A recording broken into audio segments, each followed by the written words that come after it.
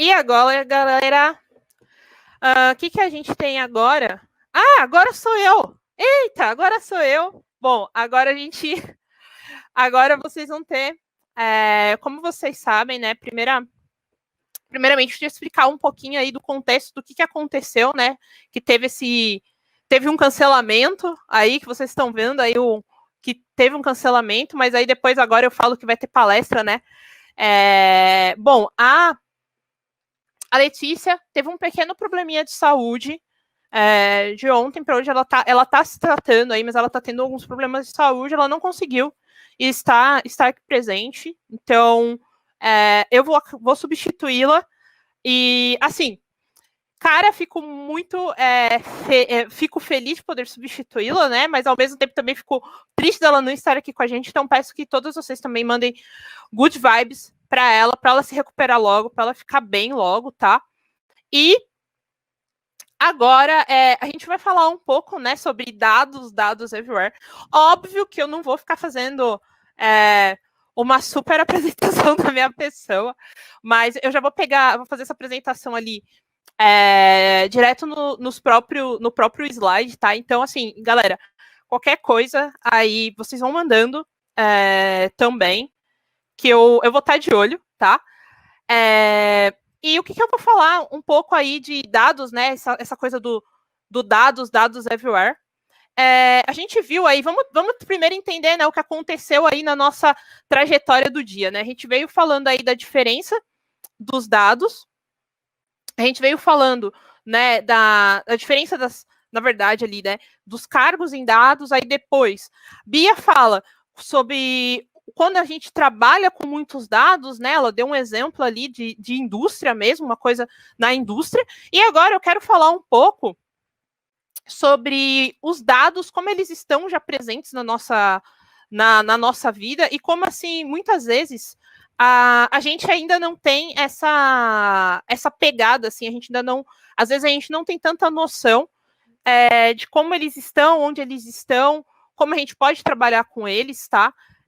A ideia aqui é realmente fazer uma visão de como a gente vai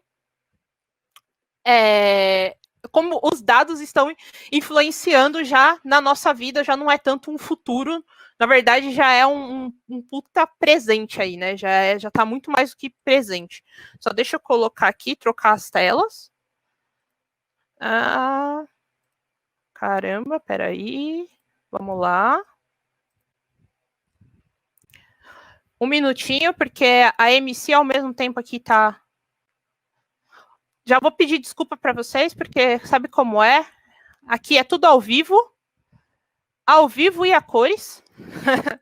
Então, deixa eu só trocar aqui essa... Peraí. Eu tô com duas telas. Antes que ele... Só deixa eu fazer a troca aqui para essa daqui. Acho que vocês vão estar vendo a minha tela agora. Pronto. Agora só dá um...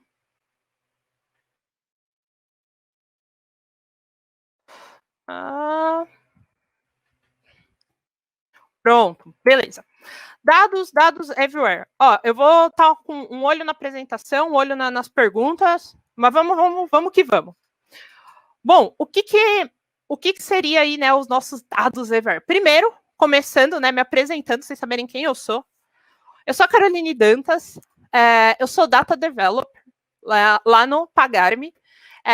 Eu sou coorganizadora do SciPy, do SciPy Sampa. Eu sou embaixadora também do SciPy Latinoamérica, no Brasil. Eu sou uma das fundadoras do Refatorando Cast. É um podcast que a gente fala sobre dados e sobre a tecnologia e história. E também eu fui coorganizadora aí do Jungle Girls São Paulo por 1 ano e meio. Fui idealizadora e instrutora do curso Inserindo Mulheres na Tecnologia na Federal da ABC.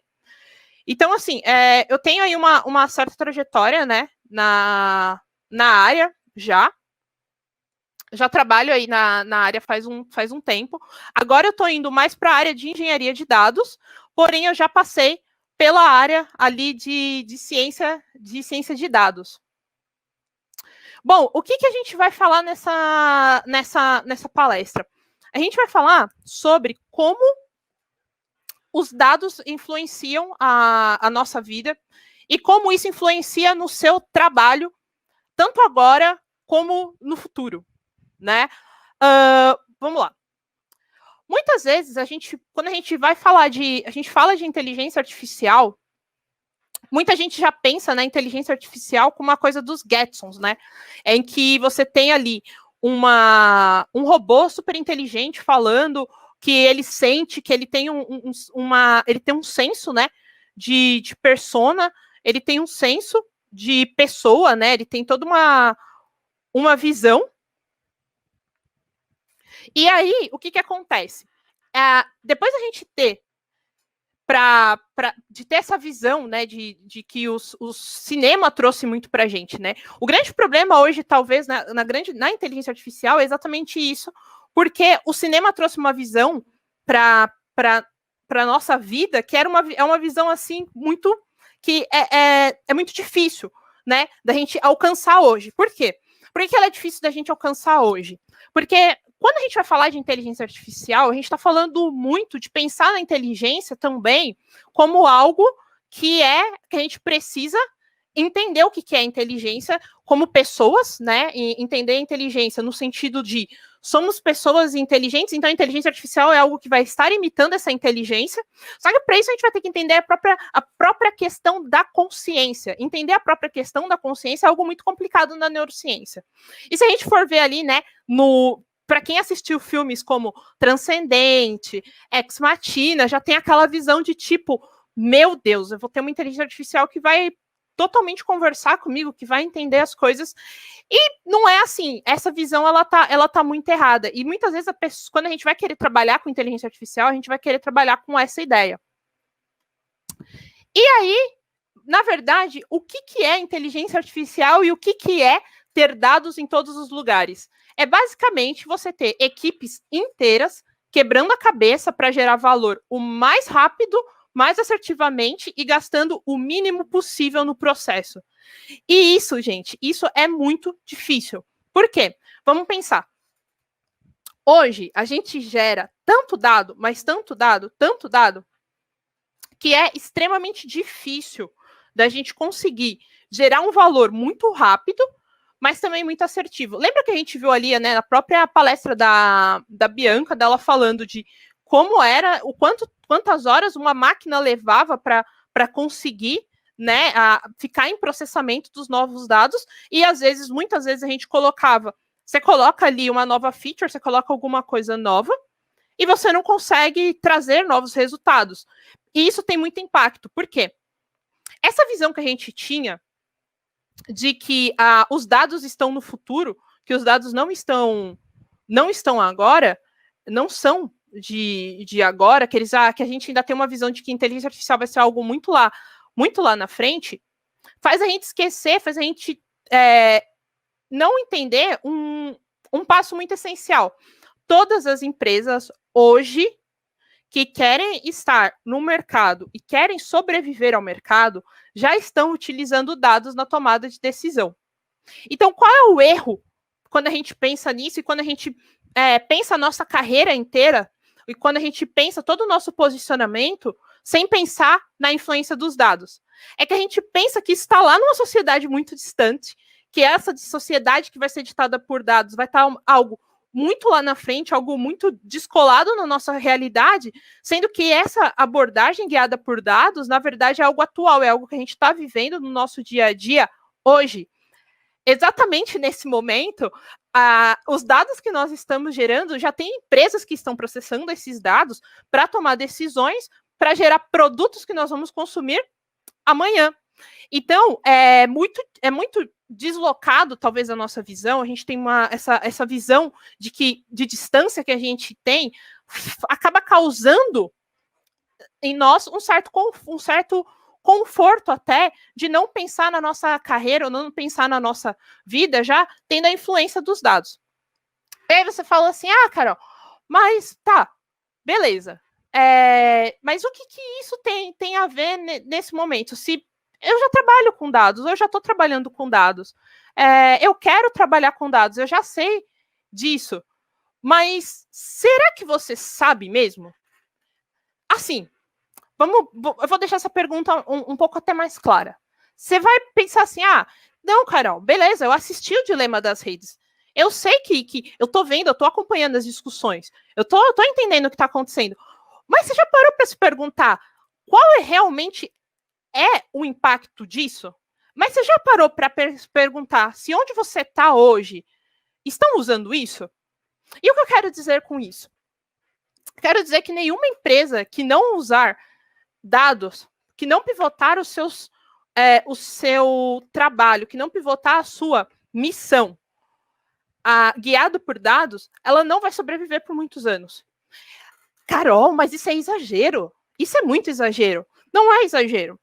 E é tanto que não é exagero que muito provavelmente, se você está no Twitter, se você está usando o Twitter esses dias, você viu que teve um amigo secreto dos bonequinhos virtuais das marcas.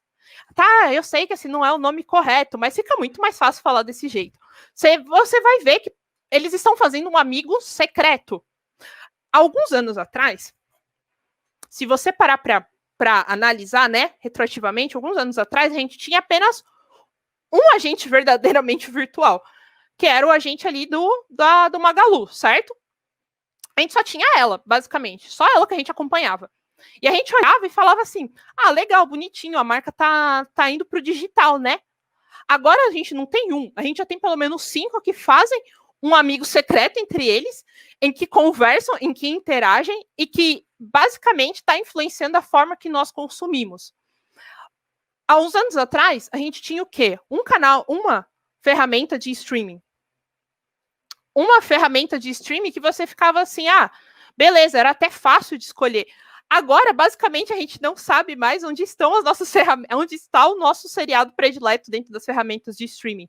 E está cada vez mais difícil da gente escolher o que a gente quer assistir, por exemplo. Eu não sei se vocês já perceberam, já se deram conta dessa dificuldade de se escolher o que se quer dentro de uma plataforma de streaming, que exatamente está se dando, acontece porque os nossos problemas, hoje, ao mesmo tempo que acontece uma massificação, né, do consumo, também está acontecendo uma certa massificação do design e de como, porque assim, você faz exatamente o produto que o consumidor quer consumir, que o consumidor quer para ele, que ele quer comprar, que ele quer consumir.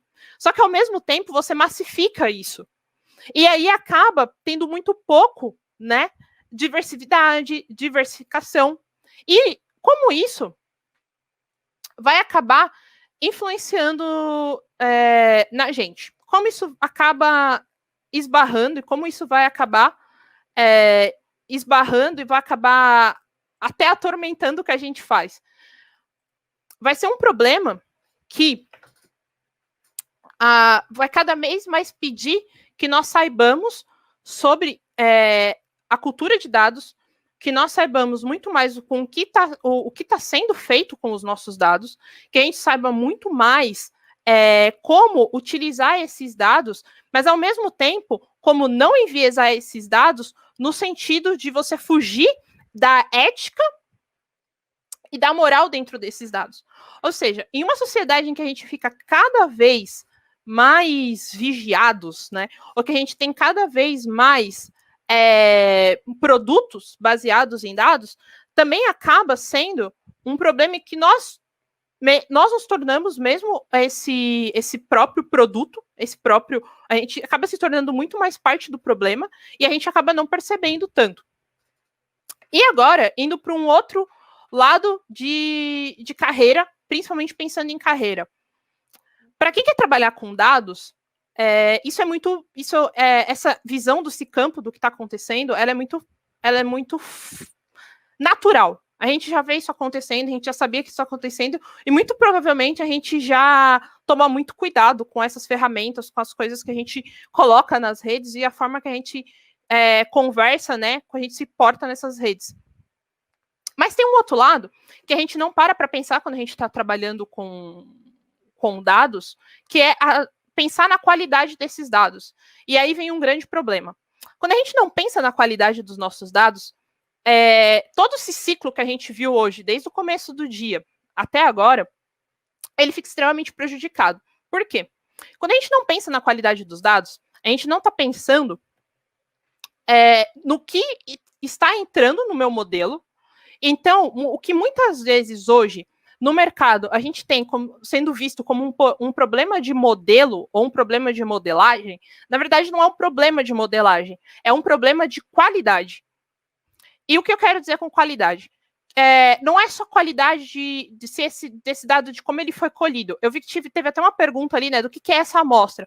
A amostra, geralmente, né, a gente vai pegar, vai olhar para esse nosso mundo de dados, vai pegar uma parte desses dados, e a partir desses dados, lógico, a gente não tem como tratar todos os dados que a gente tem, a gente pega uma parte desses dados para tratar. Só que essa parte a gente tem que garantir que eles sejam de qualidade. E quando a gente tem que garantir que eles sejam de qualidade, a gente tem que garantir aí num outro lado. A gente tem que garantir que todas as modificações que nós fizemos nos nossos dados são modificações que realmente, né, são transformações que realmente mantiveram a qualidade desse dado e manteve ele fiel ao que a gente quer ver. E esse é o grande problema, e estamos na sala da Tminit, e ela denuncia isso, o grande, né, o que a gente tem falado muito nesses dias, né, que dela ter perdido o emprego e tal, exatamente por causa dessa denúncia dela, dessa denúncia da qualidade. Mas não no sentido, ela faz uma denúncia ética, mas essa denúncia ética também bate muito na nossa questão da qualidade dos nossos dados. Por quê? Porque quando a gente para de olhar para a qualidade dos nossos dados, a gente está parando de olhar para o quanto eles estão enviesados, para o quanto eles são éticos e o quanto eles realmente refletem uma realidade ou o quanto eles realmente refletem uma diversidade. E quando a gente fala em diversidade, a gente não está falando só de diversidade no sentido que muitas vezes a gente traz, né, de LGBTs, também é importante, negros e tudo mais. A gente está falando de uma diversidade também de cultura, e essa diversidade cultural que a gente precisa ter dentro dos nossos dados, hoje a gente vê que ela é muito deixada de lado. E também a qualidade dos nossos próprios softwares. Vamos pensar no sentido que eu olho, né, eu tô pivotando ali, tô pensando num modelo, a gente gasta muito tempo pensando em como a gente qual vai ser o melhor modelo, se é um modelo de classificação, se é um modelo de direção. Bom, a palestra das meninas foi genial nisso, mas a gente gasta muito pouco tempo pensando em como a gente vai garantir que o que eu coloquei lá dentro, que no outro lado, quando ele sair, quando ele for usado e quando ele der meu resultado, que ele manteve a qualidade, que ele é realmente verossímil.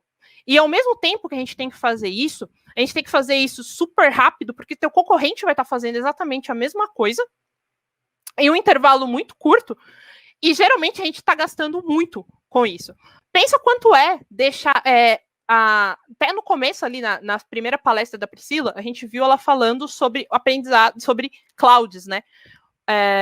E como cloud hoje, né, é muito mais barato do que já foi, mas ela não se torna tão barato quando você tem um volume imenso para processar. E aí a gente já faz aquele link com a palestra da Bianca, né, que ela falou ali, pô, tem modelo que vai ficar 15, 16, 20, 27 horas rodando. Agora imagina isso rodando numa máquina em que você está pagando por um serviço, você tem que ser extremamente assertivo no que você está fazendo e extremamente cuidadoso, porque a tomada de decisão em cima desses dados que vai acabar gerando impactos sociais muito grandes. E isso também é pensar qualidade, né? É pensar também no quanto o teu cliente, ali no ponto final, e eu gosto muito de falar isso, e eu não sei se vocês viram, talvez, eu não sei se tá dando para ver, mas eu tô com a camisa do Agile Testers, que é uma comunidade totalmente voltada, né, para qualidade de software, e eu tenho muito pensado, tenho muito discutido sobre a qualidade de software e a qualidade de dados dentro dos nossos modelos. E em como a gente pensa, né, como a gente começa a pivotar para isso. E o quanto a gente impacta. Por exemplo, no caso ali no próprio caso da Bianca, poxa, vê que o modelo que vai estar fazendo aquele tá melhorando a questão dos processos seletivos, mas eles também vai estar influenciando diretamente na vida de pessoas, né? Então, muito do nosso trabalho como cientista de dados, engenheiro de dados ou analista de dados é pensar muito no impacto que nós estamos causando socialmente.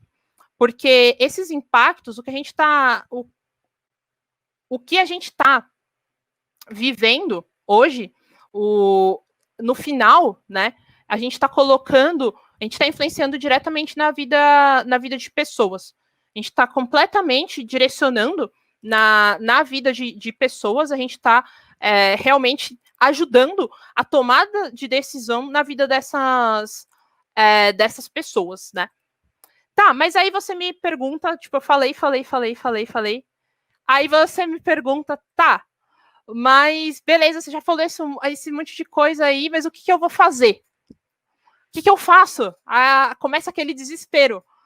Eu não sei se vocês tiveram, né, que fica com esse pequeno desespero assim, tá, mas tem um monte de coisa, mas e aí, o que eu vou fazer? É se informar. Muito, muito, muito.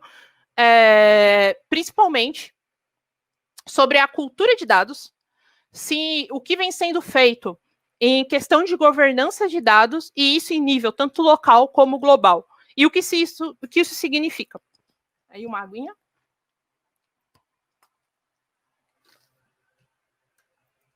E o que isso realmente, né, realmente significa. Quando a gente vai falar sobre governança de dados, a gente tem que pensar numa coisa. A governança de dados, ela não é só algo que a gente está vivendo na gestão, tá? As pessoas confundem muito, as pessoas colocam muito sobre colocar a gestão, sobre falar sobre governança de dados como se fosse algo só da gestão, que vai ficar só com um CDO, só no C-level, né? E não é sobre isso. A cultura de dados é a gente falar sobre dados para todas as pessoas, é você disseminar a cultura de dados dentro da tua companhia.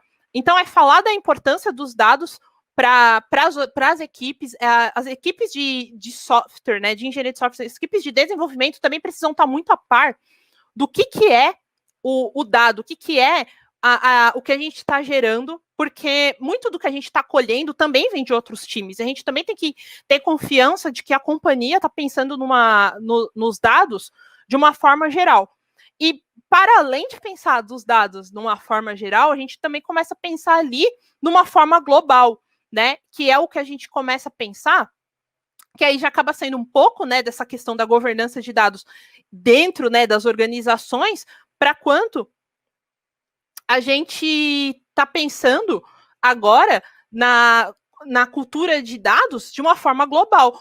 Vamos ver um exemplo, pensando, né, na forma global. A gente sempre vê uma puta discussão de dados quando começa a época das eleições, tanto porque teve, né, questão das eleições, das eleições americanas, nas eleições do Brasil, sempre começa a ter aquele monte de análise, né, e começa a analisar e quem será que vai ganhar, e quem que vai pivotar melhor, quem será que vai ser o cara, né, quem será que vai ser os partidos, né, que vão conseguir se colocar mais, ou será que os caras que foram indicados por tal candidato ou por alguém que já tem algum cargo, né, se eles conseguiram alcançar outras coisas. Então a gente começa a ver que essa discussão vai começando a ficar global.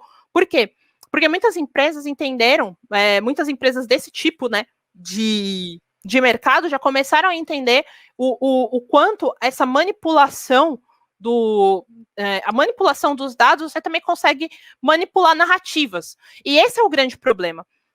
Quando a gente não está atento, quando a gente não se informa sobre a cultura de dados, no sentido de como estão usando os dados e para que estão usando os dados e como estão usando os dados, fica muito mais fácil da gente cair nessa manipulação. E aqui, sem entrar, né, em quesitos, às vezes a gente pensa assim, nossa, parece que a gente está pensando em algo de perseguição, alguma coisa assim. E não é, a gente sabe que isso acontece, principalmente quando a gente entra se a gente entrar ali na Netflix, Se eu entrasse agora com vocês, provavelmente eu perderia muito tempo ali para conseguir escolher alguma coisa. Eu sei que eu sou super manipulada por coisas ali, porque tudo fica muito próximo do que você quer. Fica tudo muito difícil de escolher, mas também fica muito difícil de ver, né? Então, governança de dados, uma boa governança de dados, ela garante uma boa qualidade de dados. E essa governança de dados começa por nós mesmos, como pessoas, e depois nós mesmos como organização. Quando eu falo assim de cultura, quando eu falo de cultura de dados, que eu acho que às vezes confunde um pouco com as pessoas, né? Porque a gente ouve, às vezes, cultura de qualidade, que é você colocar qualidade em todos, né, todos os pontos, às vezes fala qualidade, que sentido ali de código limpo, né, aquelas coisas que vieram ali do Clean Code, e muito do Clean Code, né, muita gente leva muito, né, antigamente era muito mais difícil, mas hoje é uma coisa que é muito mais disseminada, mas a cultura dos dados é uma cultura de tomada de decisão. Então, o que acontece? Você tem aqui dados entrando, você transforma esses dados vão se transformar em informação. Depois que eles transformarem eles, né, se tornarem, né, em uma informação, ele vai se tornar um conhecimento e desse conhecimento se torna uma sabedoria, né? Então ele tem todo esse caminho. E então, quando a gente começa a entender, quando a gente fala em cultura de dados, é entender todo esse caminho, é entender como ele funciona, é entender como a gente se posiciona dentro desse ciclo. Então, e olhar isso desde tabelas que eu tenho, né? Como está a qualidade das minhas tabelas, até o final ali da análise que eu criei, a forma que eu distribuí isso para as pessoas que estão vendo também pensar. Essa qualidade também é pensar ali um pouco, né? Até do que a Bianca falou, pensar na experiência do usuário, que era o que a Letícia ia falar aqui, né? Que na experiência do usuário, quando ele está vendo os dados, ele precisa entender, não pode ser nada dúbio, tem que ser alguma coisa ali que ele bate o olho, ele consegue tomar uma decisão rápida. Então, basicamente, era isso que eu tinha para falar. Eu acho que eu já estourei meu tempo. Deixa eu ver com a minha staff aqui. Eu acho que já estourei meu tempo. E agora a gente vai para as perguntas. Primeiro, agradecer, muito obrigada, gente, pela atenção. Aqui estão os meus contatos, o meu e-mail, o meu Twitter. Eu respondo muito mais rápido. Eu sempre deixo o e-mail, mas eu respondo muito mais rápido no Twitter. Pode me mandar DM. O meu site, eu coloco os meus textos lá. Também tem todos os links, né, para o meu canal, para o podcast, para tudo que vocês quiserem saber. Eu estou à disposição aí. E agora, vamos às perguntas. Agora é o momento que volta a MC, né? Vamos às perguntas. Peraí. Tá, a primeira pergunta é a da Mariana. Como você trabalha a qualidade de dados no dia a dia do seu trabalho? Bom, eu entrei, né? Eu entrei recentemente lá no Pagar.me e a gente já tem uma preocupação muito grande com essa questão da qualidade dos nossos dias, né? Com a qualidade de dados no nosso trabalho.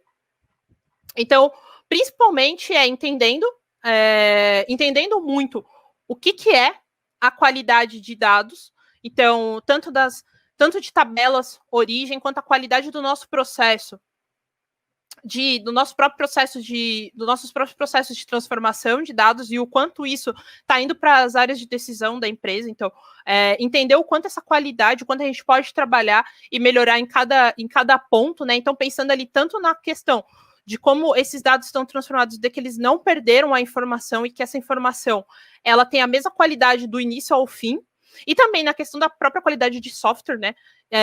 Então, questão de testar, colocar pontos de teste, quer dizer, colocar testes em pontos de falha para a gente não perder o que está acontecendo na própria história de dados que está acontecendo ali dentro das nossas plataformas. Carol, recentemente assisti um TEDx no qual a palestrante abordava os benefícios e os malefícios do uso da inteligência artificial por mau uso.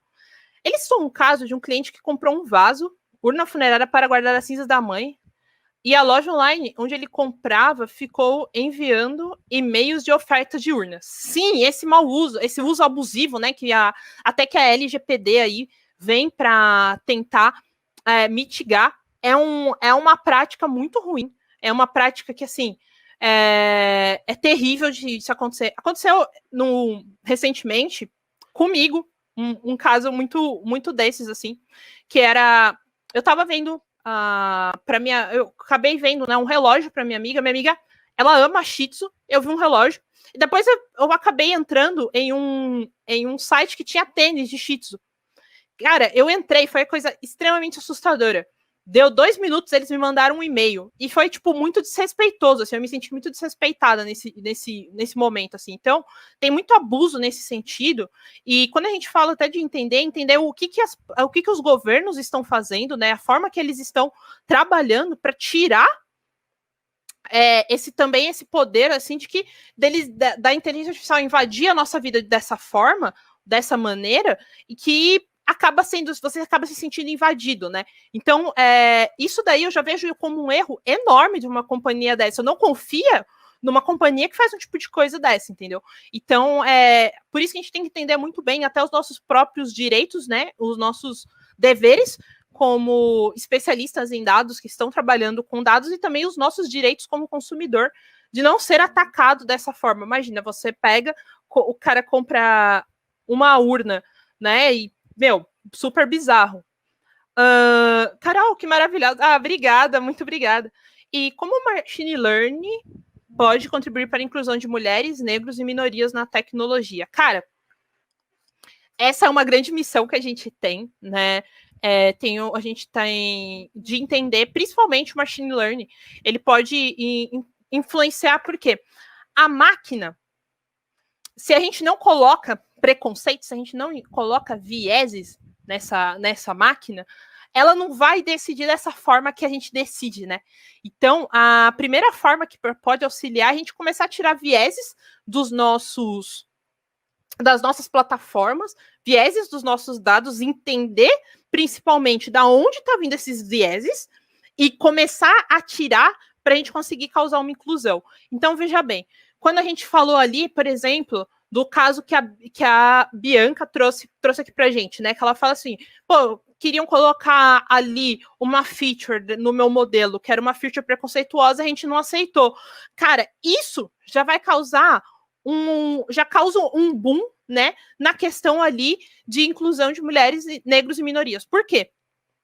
Quando você começa a barrar esse tipo de problemas éticos, esse tipo de você começa a barrar esses tipos de features, a gente acaba barrando esse tipo de coisa que vai mais prejudicar, vai deixar mais a sociedade totalmente estratificada, mais a gente consegue causar uma inclusão colocando reforço para que mulheres, negros, que as minorias como um todo sejam vistas e principalmente a gente conseguir colocar dentro das nossas amostras algo que seja muito mais do que a gente vê na nossa própria sociedade, que é uma diversidade.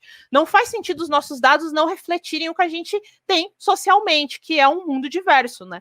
Então, eu acho que o machine learning, a inteligência artificial tem um grande poder quanto a isso, mas para isso, lógico, a gente precisa ter muito mais mulheres trabalhando com isso, a gente precisa ter muito mais minorias trabalhando com isso, a gente precisa estar muito mais engajado, e não estou dizendo que não estamos, né? Estamos, mas muito mais em que também cobrar instituições de que comecem assim a tomar cuidado com isso, de até assim, não, a gente não vai usar esse produto se a gente souber que esse produto compactua para que seja feito, né, que vocês têm modelos aí que estão contribuindo para que haja exclusão de minorias.